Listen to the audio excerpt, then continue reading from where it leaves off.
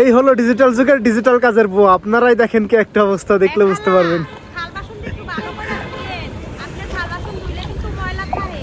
খালা, কাজের বউ হইছে দেখে এত ভুল ধইরো না। আমি আরো বাসায় কাম করি, আমার কাম যে পরিষ্কার, সবাই প্রশংসা করে।